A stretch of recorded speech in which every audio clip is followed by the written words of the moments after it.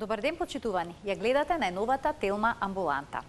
Физичката активност влие на густината на коските, на органите за дишење, расположението, срцето и крвните садови. Го подобрува целокупното здравје. Кои вежби се добри за зајакнување на срцето, дали пешачењето и движењето се делотворна заштита од срцеви заболувања. Каква физичка активност се препорачува кај лицата што преживеале инфаркт? Што е тоа спортско срце? Дали се опасни аритмиите во текот на физичката активност? Бројните дилеми денеска ќе ни ги разреши доктор Маја Шушлевска, Павковска, кардиолог. Останете на Телма, а во текот на емисијата вклучите се и со ваши прашања во програма.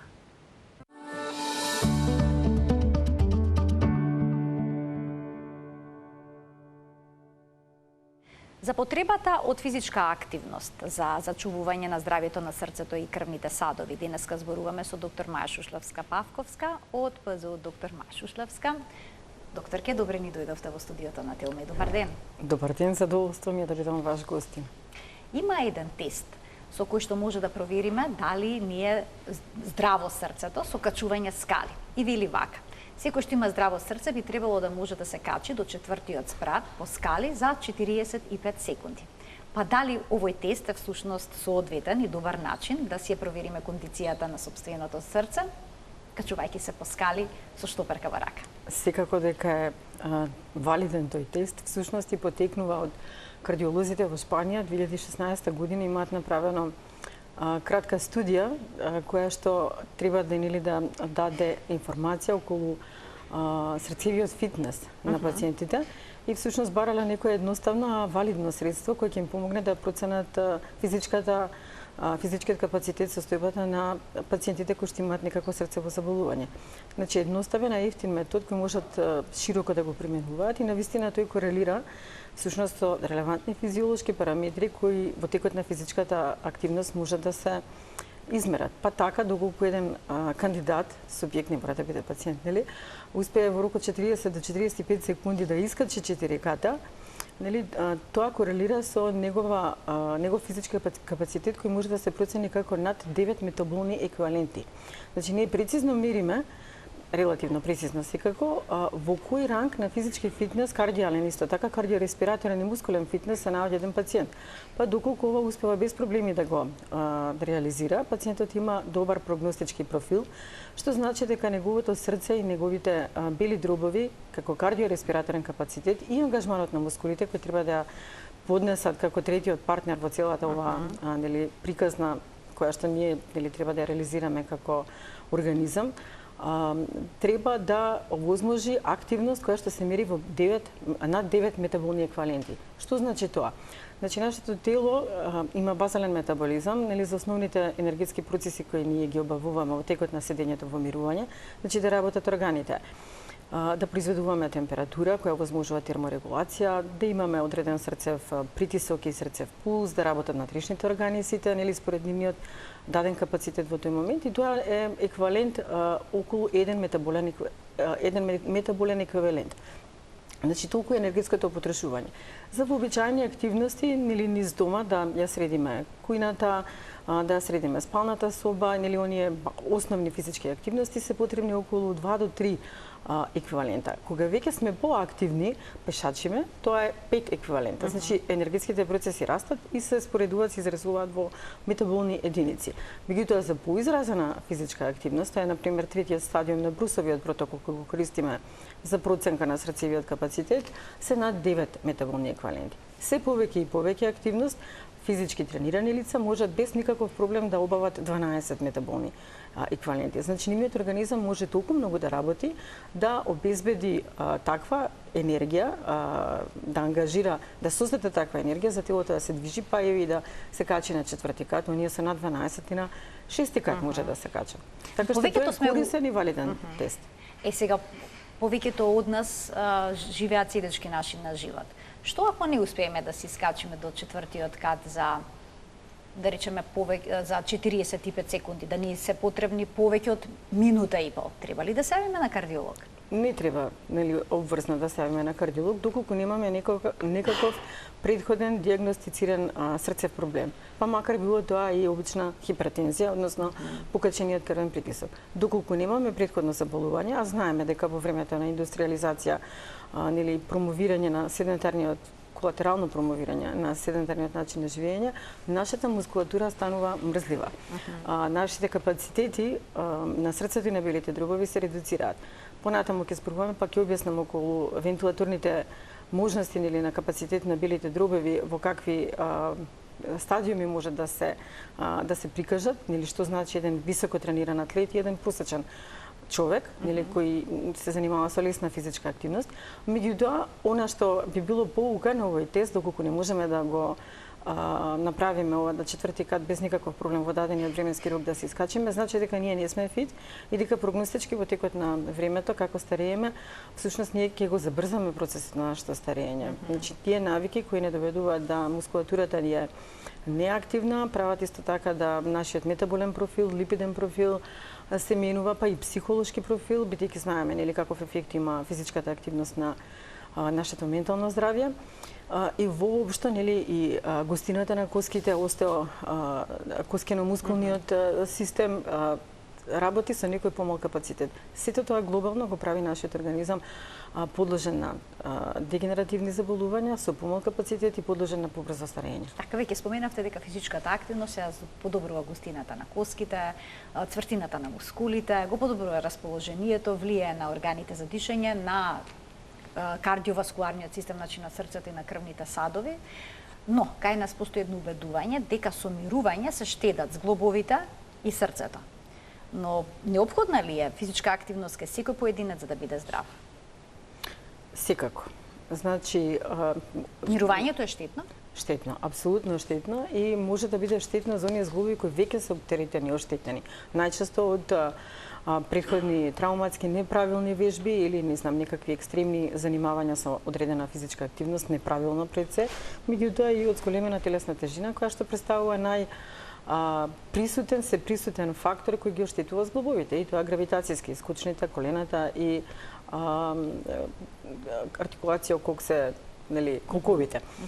Така што, доколку и веќе имаме ние оптеретени зглобови, сепак не е правилно да ги обесхрабриме пациентите кои имаат таков проблем да не бидат физички активни, или треба пред ортопед или травматолог, да процени во каква состојба се зглобовите, и еве конкретно јас со моите пациенти ги охрабрувам доколку они имаат добар кардиоваскуларен капацитет, немаат сериозни проблеми, имаат здраво срце, да размислат да се подвргнат на одредена интервенција, да ги заменат, нели, во ултимативна, во една крајна слика зглобовите, кои што би им овозможиле да продолжат со умерена физичка активност, која што ќе го подобри квалитетот на нивното здравје. Постојат модалитети како тоа да се направи, така што доколку имаме оштетување на зглобовите на нозете, да кажеме, како најголемите носачи на големи мускули, кои па што ни се важни за метаболната активност, нели, најголемата мускулна маса, можно е да практикуваат вежби во вода, вежби со ластици, вежби со слободна тежина и со специјални машини. Значи, овие специјални машини овозможуваат комбинација на ексцентрични и концентрични вежби, што е многу важно, бидејќи тие овозможуваат така наречена динамичка физичка активност, за разлика од класичната изометричка активност на мускулите. Значи, со вежби кои што ние сакаме да симулираме всушност нормален опсег на мускулната активност, меѓутоа засилена. Значи, да не правиме неприродни движења и движења кои ангажираат големи мускули, програмирани секако, и кои ќе овозможат еден безбеден распон на физичка активност во смисла на кардиоваскуларниот систем со избегнување на флуктуации на крвниот притисок, кој може да биде проблем кај повозрасната популација која веќе има покачен крвен притисок. Кои вежби се добри за срцето? Сите вежби се добри за срцето. Значи, од информациите што ги разгледав на она што го нуди како студии на интернет, правени се различни студии во кои вежбите што вклучуваат резистанс, нели, каде што мускулите работат изометрички или со динамичка изометричка компонента, и оние кои се аеробни, всушност се видови на активности кои ангажираат различни типови на мускули. Попросто кажано, обичното пешачење е тип на аеробна активност. И сепак морам да кажам дека таа е добра. Но ние студии кои што се направени, метастудии, клинички студии на 1000 пациенти покажале дека во првиот рок од неколку месеци, 2 до 3 месеци, hit interval, популарно кажано, значи вежби каде што имаме експлозивни физички активности, краткотрајни, со ангажирање на над 85% од кардиореспираторниот, од срцевиот капацитет, дале повеќе бенефит. Меѓутоа на долг рок се изедначуваат, така што сепак секој човек треба да одреди она што него му е. Да се ги следи личните афинитети?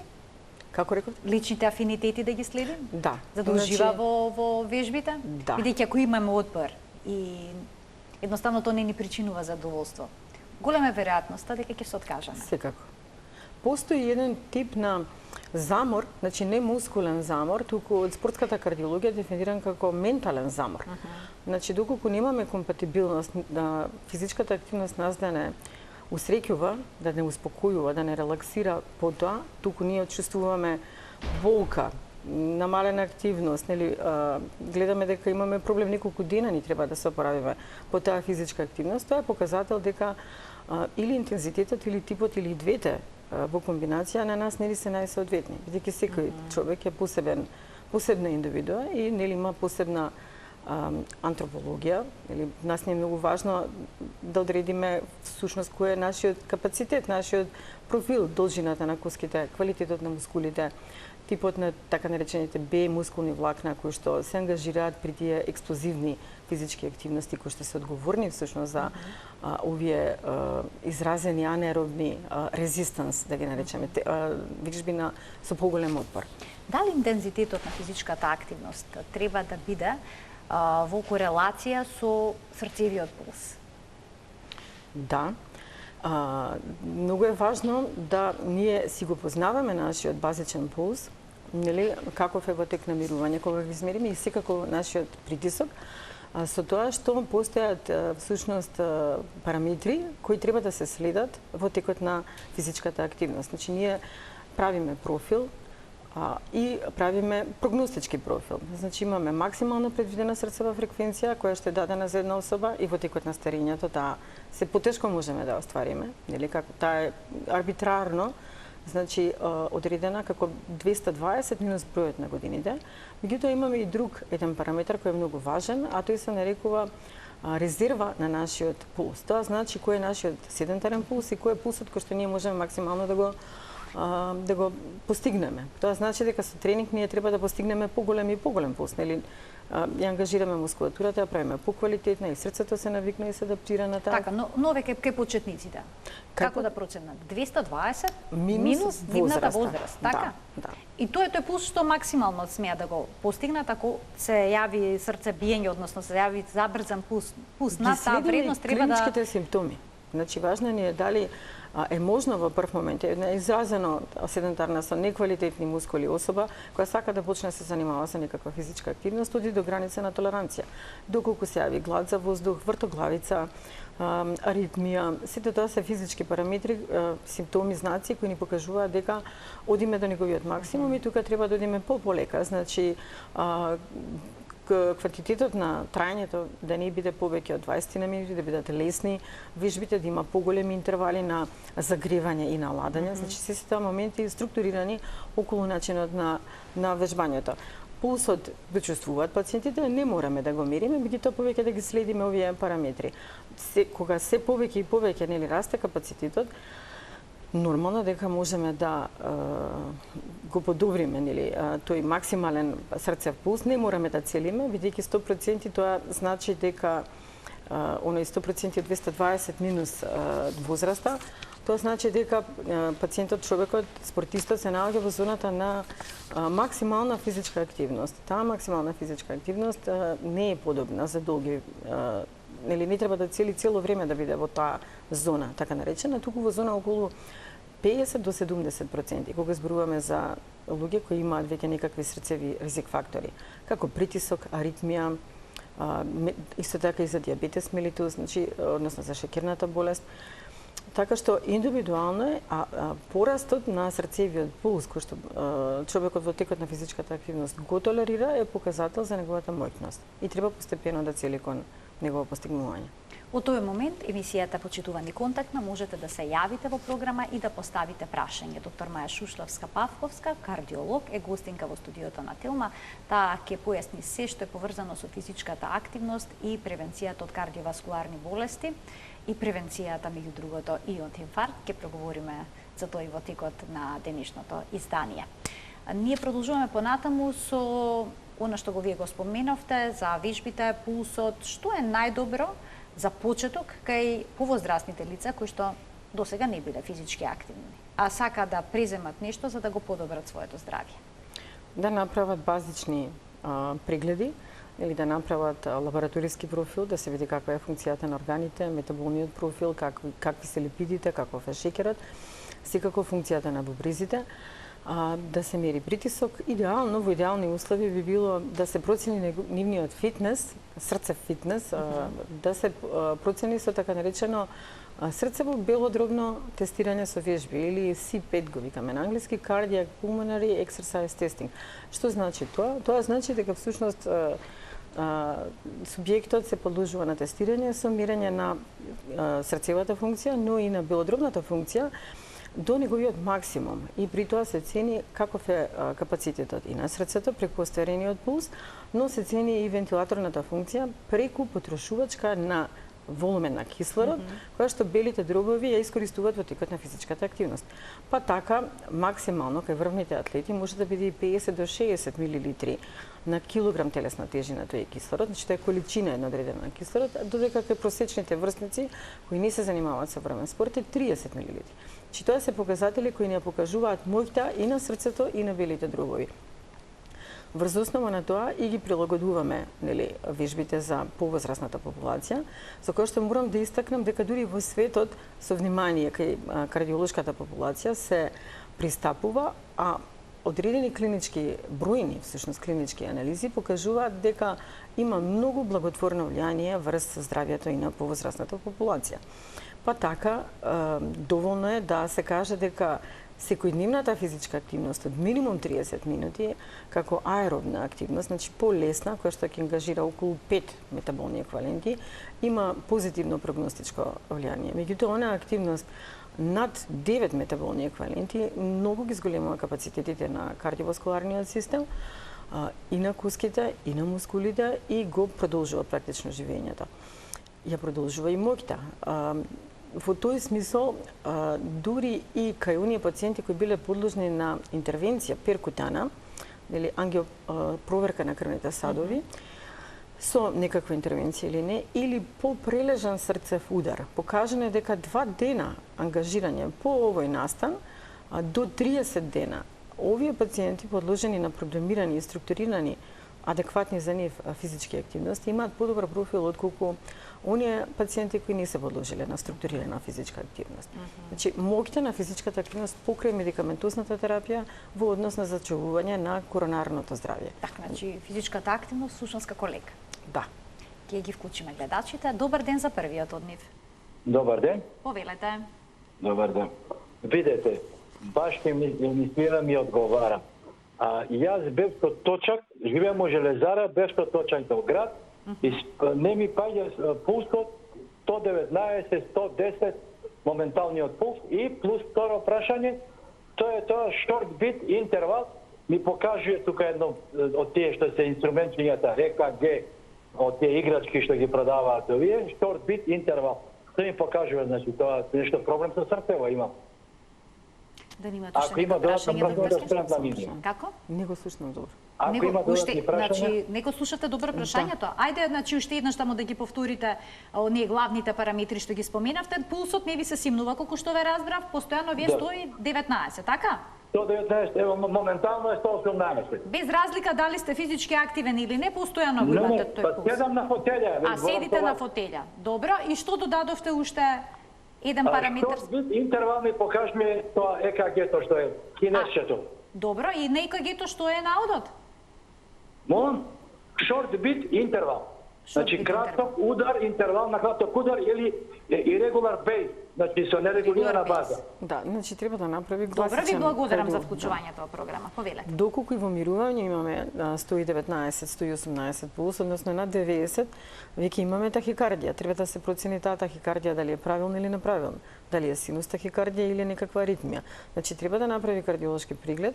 Најверојатно е гледачот адаптиран на оваа аритмија, што може да вози велосипед, бидејќи доколку нагло се појавила, не би можел да толерира дополнителна физичка активност. Она е она што претходно го споминавме, дека потребно да се направи профил за особата било која и на било која возраст пред да се започне со вежби кои планираме да ги интензивираме. Значи да направи кардиолошки преглед. Значи со ваков пулс дали би смеел понатаму да вози велосипед? Не би требало. Не кажа дали има одредени симптоми во мирување или не, дали има некаква историја претходна кардиолошка или друга. Нели, за да можеме да прецениме можно е да е адаптиран. Значи тоа е исто така еден интересен момент да луѓето се навикнати на аритмијата или на тахикардијата и велосипедот може да биде со голем напор, high endurance го викаме таа физичка активност, една од најсилните, меѓутоа може во помала брзина и да не предизвикува големо ангажирање од страна на телото. Ќе вклучиме уште еден гледач. Добар ден. Добар ден. Во програма сте, повелете. Во програма сум? Да, во програма сте и го очекуваме вашето прашање. Фала. Поздрав до докторката и до водителката. Ви благодарам. Докторке, јас имам проблем кога одам, немам сила во нозите. Проблем е тоа, имам на кичмата спондилоза и шијаси шипови. Што да преземам? Дали имате проблем кога се движите порамно или пак кога се качувате по скали? Порамно кога се движам, да. А можете по скали да се качите? Може и 10 пати, не се изморувам, него нозите од колената надоле ми се како пресечени, не знам. Дали се има некаква кардиолошка терапија или други заболувања? Имате ли некаква кардиолошка терапија? Не, ништо. Која е возраста? На која возраста? 62 години, ако сака да ми каже и каков лек да земам.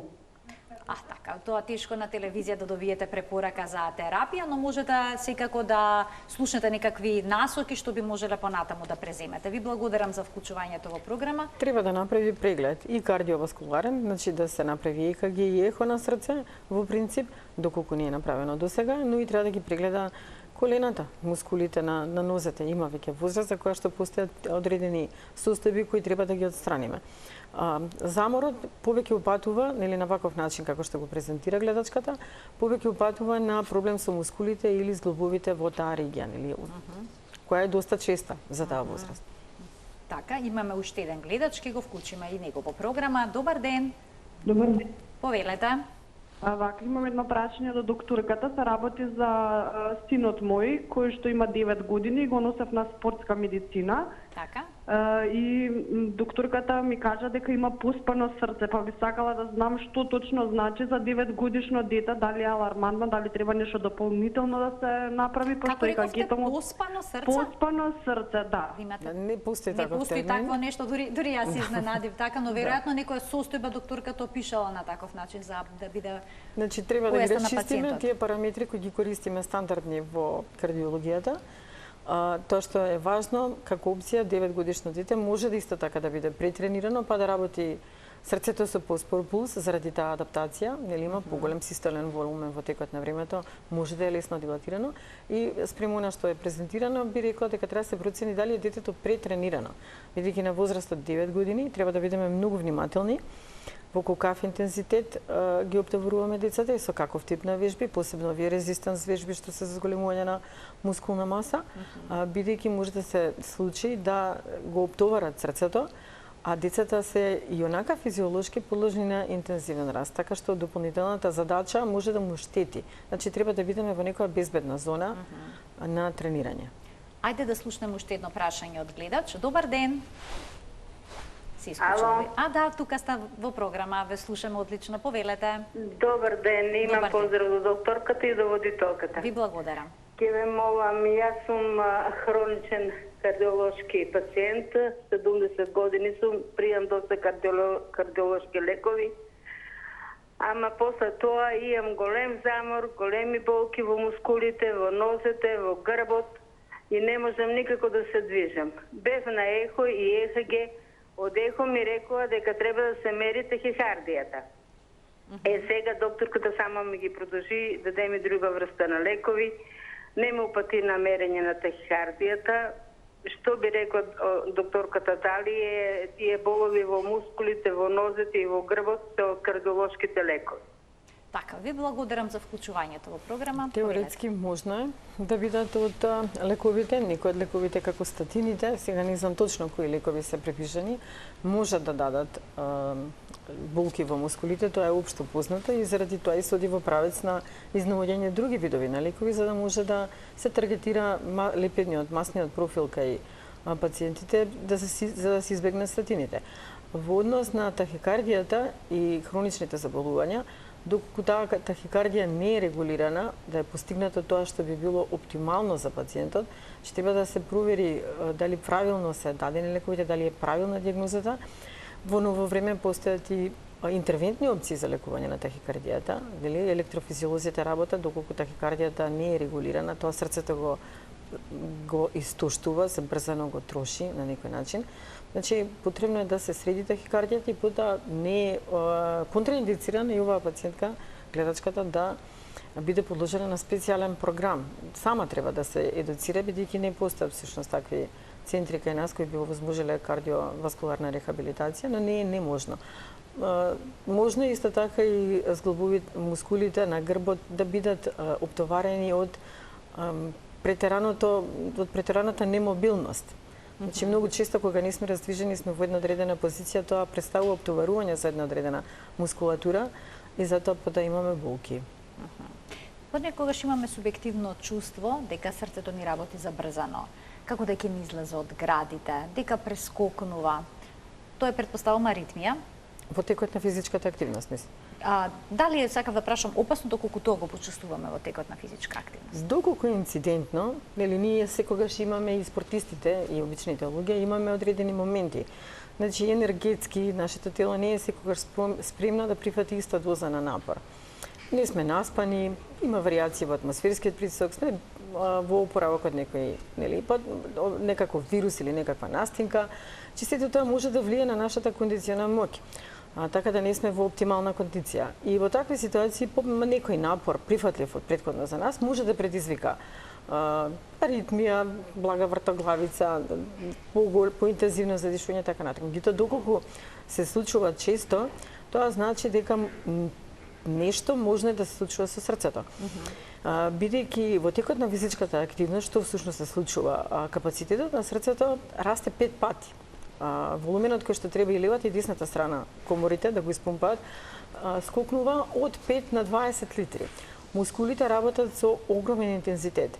Значи се шират крвните садови за да може да обезбедат адекватен проток. Всушност тоа и се случува. Срцето треба со протокот на крвта да обезбеди голема количина на кислород, она што претходно јас спомнав кај врвните спортисти, што е една огромна бројка, за да може да се направи размена на материите. Сето тоа е возможено со една силна изразена активација на оние субстанции кои ги нарекуваме катехоламини. Тие катехоламини се излачуваат од нашиот симпатички нервен систем и тие имаат за цел да интензивираат срцевата работа, значи да го зголемат ударниот волумен и тахикардија да предизвикаат, но и да ги расшират крвните садови.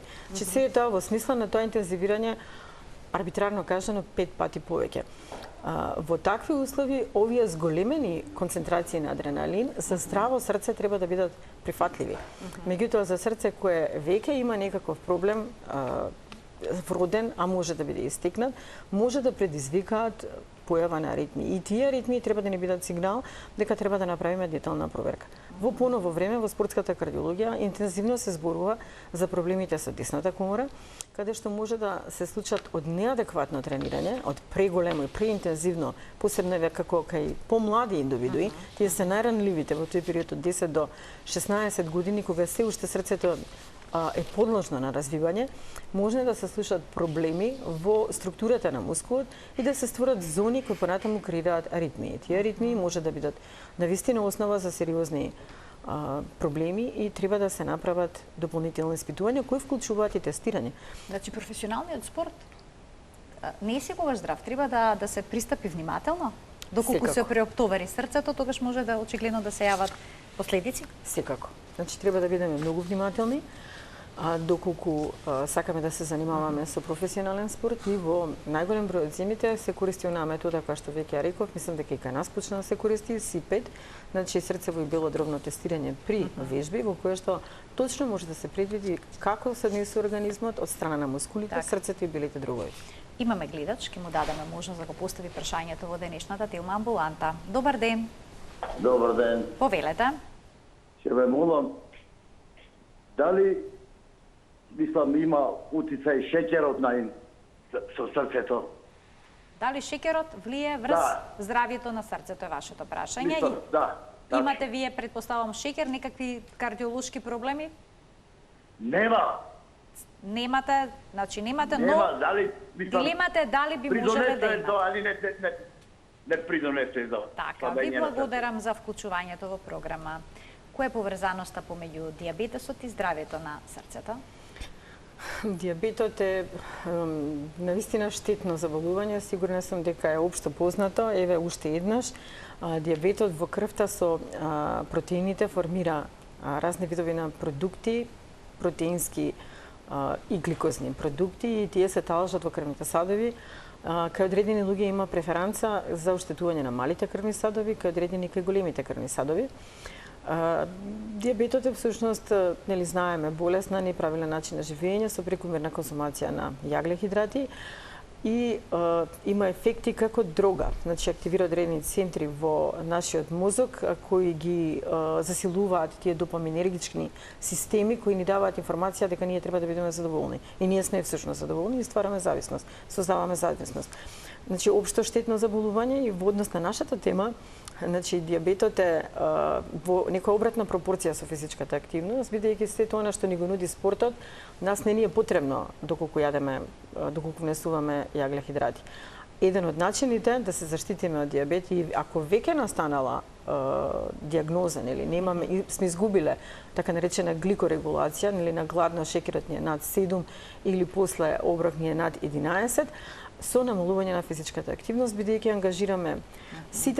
ангажираме сите метаболни процеси, мускулатурата кога работи, се сменува структурата, се зајакнува структурата на мускулните влакна, бројот на митохондриите, искористување на гликозата, се намалува C-реактивниот протеин, бидејќи се намалува инфламацијата која што е предизвикана од нерегулираните гликемиски нивоа, се подобрува инсулинската резистенција, бидејќи не е потребен инсулин да помага при тој внес на јаглехидрати да се распореди таа гликемија во црниот дроб, во мускулите, во адипозното ткиво, туку организмот спонтано тоа го прави. Така што се препорачува, значи физичка активност, но многу од пациентите со дијабетес се плашат да практикуваат некаква физичка активност за да не им падне шеќерот. да, и затоа треба да бидат едуцирани. Еве конкретно јас имав една пациентка која што има дијабет на инсулин и која имаше неуспех во користење на новата терапија семаглутид во однос на, нели знаеме Оземпик популарно кажано, кој ги слабе пациентите, меѓутоа користи некои високи дози на инсулини и има блок на лева гранка. И се воздржува, мислам сосем адекватно е прашањето, се воздржува од физичка активност и всушност не ги искористува собствените капацитети да направи подобра гликорегулација со ангажирање на мускулатурата. А мускулатурата е огромна, многу често забораваме на стомачната мускулатура, па така, претходно не напоменав, можеме да користиме така наречена Боргова скала. Таа скала всушност ни дава информација за субјективното доживување на интензитетот на физичката активност, и доколку пациентот вели дека тој тип на активност добро го поднесува, таа е лесна, доколку нели прилично лесно, меѓутоа доколку доживува одреден напор, тука сме во таа една одредена безбедна зона. Неподносливоста на физичката активност, нели и неможноста да се обавува подолг интензитет, едноставно постои отпор, се јавува глад за воздух, тежина, мускулатурата не може да ја постигне таа активност или прави 1 до 2. Тоа исто така требаше да го напоменам претходно. Значи, степенот на физичка активност можеме да објасниме преку така наречен repetition максимум, значи максимално повторување. Тоа значи колку можат нашите мускули на нозете и на рацете да подигнат товар во еден нормален физиолошки распон, значи максимално повторување. Над 70% од максималното повторување е резистанс вежба, значи вежба на отпор, која што има многу благотворен ефект, значи предизвикува хипоксија во мускулите, а таа е тригер, значи откочува информација во нашето тело во мускулите за создавање на нови крвни садови, колатерална циркулација и секако миокини. Сигурно дека еден пациент кој има претходно некаков проблем нема да инсистираме на овој степен, туку на пониските степени со постепено воведување и зајакнување на мускулатурата и капацитетот на срцето. Така што дефинитивно можеме да препорачаме да програмираме активности спрема капацитетот на индивидуата. Ќе ги вклучиме гледачите со нивните прашања. Добар ден. Добар ден. Повелете. Јас сум 77 годишна жена. Така. Ало, ме слушате? Да, одлично ве слушам. Имате 77 години, ако разбирам. Направена сум операција во октомври, се оттави процедура на валвулата ми е сменета само. Така. Стварно, докторката знае. И ми интересира сега детна контрола и кажува докторката дека е добро. А јас, на пример, и кажам дека имам боцкање во срцето и икам. Ама таа, знаете, не е гласно икање вака како што знаеме, туку внатре вака. Ти ми се подигне само градниот кош и ќе осетам дека како икање, а не се слуша глас. И сега ја прашам докторката, што може да биде тоа? Боцкање во интересира на срцево кога на ехокардиографија. Само кажете ми која валвула ви е сменета? На која валвула е направена? Биолошка валвула. Ама на која? На аорта? На аортата, митралниот залисток? На аортата. На аортата, добро. Значи тоа прашањето, ви благодарам за вклучувањето, доволни се овие информации за да можете да дадете. Значи имаме возрастна пациентка која типична слика за калцификација на аортната валвула, аортниот залисток, кој може да бидат од дегенеративно потекло и долго, ова го кажам, бидејќи сакам да објаснам дека долго време може да се толерира. Тој проблем што го има аортата, срцето компензира со обздебелување на ѕидовите, се адаптира на тој проблем, кога не може да ја испумпа крвта во аортата, бидејќи аортниот залисток недоволно се отвора. Тоа значи дека може да постои така наречена резидуална фиброза, значи мускулот да го изгубил квалитетот во текот на тој период на адаптација и да има некаква латентна слабост. Меѓутоа, друг момент е што испитувањето кое го правиме во текот на проценка ехокардиографија, го правиме во мирување. Затоа во поново време се повеќе и повеќе се користат тестови на оптоварување како стрес ехокардиографија. Во текот на тоа оптоварување, ние ако имала таа латентна слабост, промена во квалитетот на мускулот, можеме да ја разоткриеме. Се извинувам. Така што потребно е да се направи дополнителна проценка, за да може да се види дали мускулот неадекватно се однесува, се јавуваат аритми или постои друг проблем. Значи потребен е дополнителен преглед за да се реши од каде овие непријатности ги чувствува гледачот. Тегубите се јавуваат при напор. Аха. Добро. Имаме уште еден гледач и тој ќе добие простор во денешната Телма амбуланта со негово прашање. Добар ден. Добар ден. Во програма сте и го очекуваме вашето прашање. Вака сега. Јас имам 54 години. Така. На 46 години доживеав миокарден инфаркт. Значи 100 кила имав тежина и после тоа јас упорно се слабеев на огорници, одев на еден ритко манастир, тој не јадење, строго не јаде, гладување, ослабев 30 кила и многу ме болеше грбот. Значи немав многу некоја физичка активност, ама многу грбот претежно средниот дел. Такви испитувања направив, се беше во ред и после се опуштив овде време и се вратија 15 килата организмот како бумеранг. Сега поново слабеам, имам 12 кила ослабено и истото ме боли грбот нон-стоп. Значи, физичка активност ако работам, многу грбот ме боли. А лежам, немам проблем. Значи, наград да лежам, нема. Или масажа, некоја така син ми друг ќе направи нешто, се е во ред, ми поминува. И тоа што лекарство за тие статини, што ги спомна докторката, да не пијам од ними. Од јас пијам Конкорд, Скоприл и аспирин. И Росвера пијам на вечер. Не секогаш. А крвна слика ми е во ред. Така, дали имате срцева слабост? Тоа никој ми го нема кажано. Добро. Уште некој прашање да Да, дадете? интересно прашање, Да. секако соодветно. Ви благодарам за вклучувањето. Фала. Значи, многу е важно дали срцевиот инфаркт бил од поголема зона оштетил на срцевиот мускул или помала зона. Тоа е важно во смисла на тоа што доколку е поголема зона, срцето потоа се ремоделира. Ние тоа се обидуваме со лекарствата да го спречиме, меѓутоа тоа се природни процеси и може да настане срцева слабост од различен облик. Токму заради тоа е важно се процени, идеално би било овој гледач да направи тестирање. Дури и со обичен стрес тест, доколку нема контраиндикација. Може да се направи стрес тест кај пациент што Дури по 2 недели.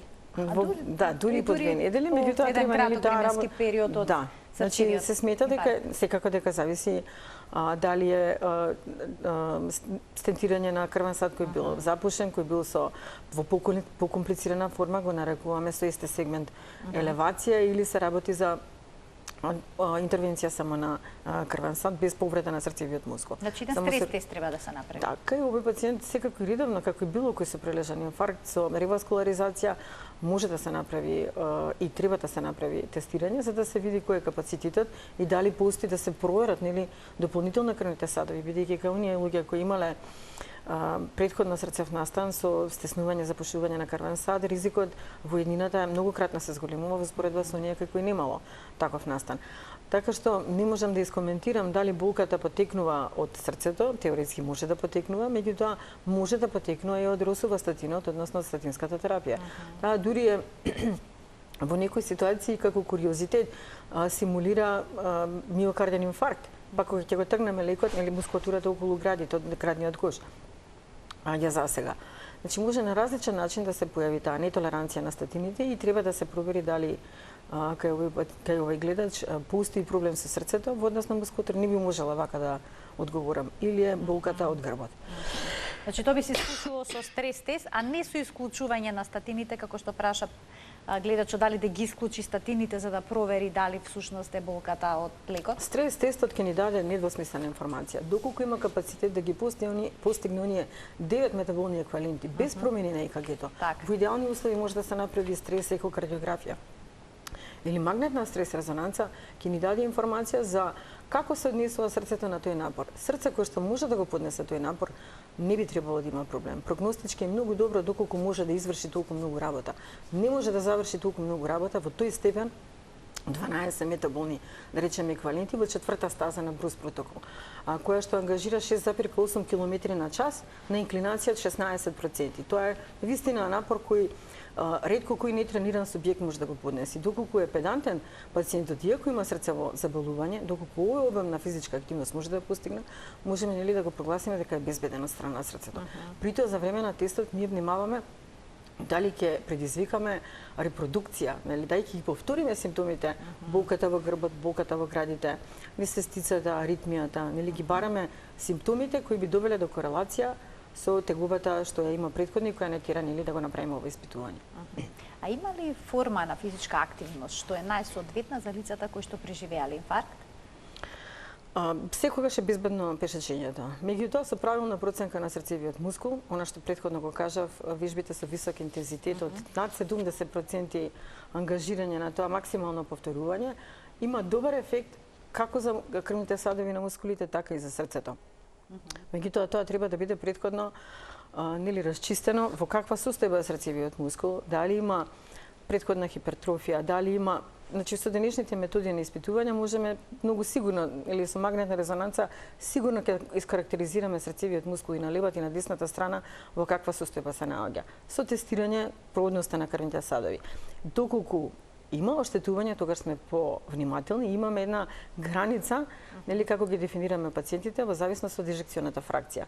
По 40% веќе кај пациентите дозираме програмирано вежбање кое што се однесува за пациенти кои имаат срцева слабост. Па така и претходното прашање од пациентката со аортната стеноза, или оние пациенти кои имаат нетретирана валвуларна проблематика, во среден степен, значи во принцип, спрема возраста прилагодено, може да се занимаваат со физичка активност. Но потребно ние да го знаеме капацитетот на срцето и проблемот со кој се носи. А оние што имаат аритмија? тие што имаат аритмија зависи за каков тип на аритмија се работи. Она аритмија која нема да го истошти срцето. Го сакаме позитивниот ефект на физичката активност. Нели, ако е неконтролирана на физички напор, нема да можеме да го форсираме пациентот да нели да се занимава со изразене. Исто така се однесува прошетки? Прошетки пешачење, дефинитивно. Значи движење? лесните физички активности апсолутно се благотворни. Ако имаме проблем аритмијата, оди во претерана тахикардија која го истоштува, значи неадекватно го лекуваме пациентот.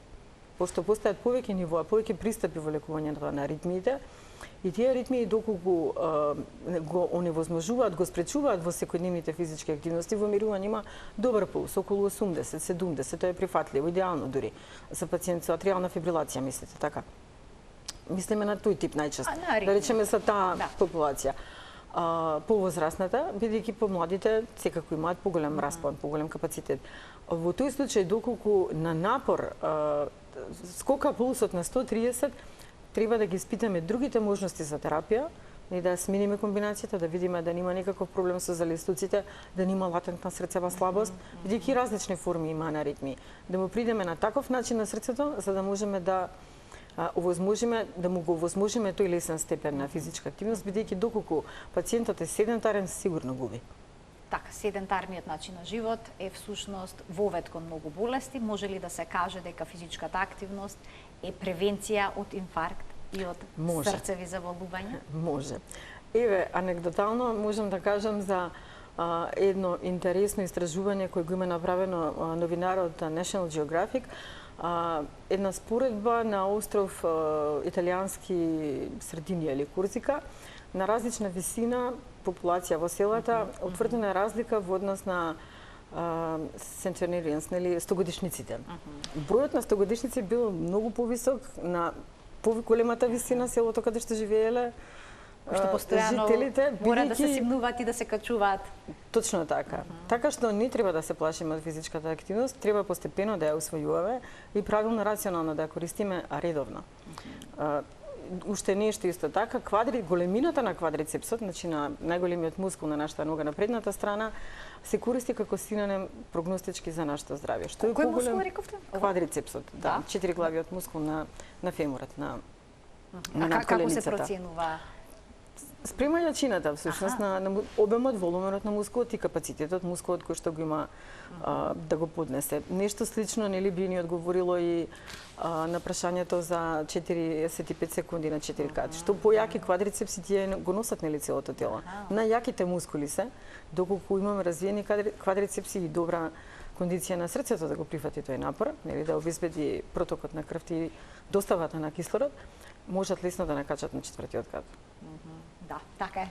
Ви благодарам многу за вашето денешно гостување. Ова отвора простор да размислуваме за нашето здравје на поинаков начин. Не секогаш фармаколошката терапија е решение за се, туку здравиот начин на живот и физичката активност како лек може всушност да води кон подобрено здравје на крвните садови и до спречување на кардиоваскуларни настани како што е инфарктот. Апсолутно се согласувам со таа констатација дека всушност сериозен удел има физичката активност, па дури и многу поголем отколку лековите, доколку се примени правилно и навремено. Така, еве ќе ги поттикнам гледачите да направат еден свој личен тест, да пробат да се качат до 4-тиот кат, да измерат колку време им е потребно, доколку е времето подолго од 45 секунди, треба да се замислат за сопствената сериозно во каква кондиција се наоѓаат. Така. Ви благодарам уште еднаш, почитувани што не следевте со внимание и ви посакувам пријатен ден.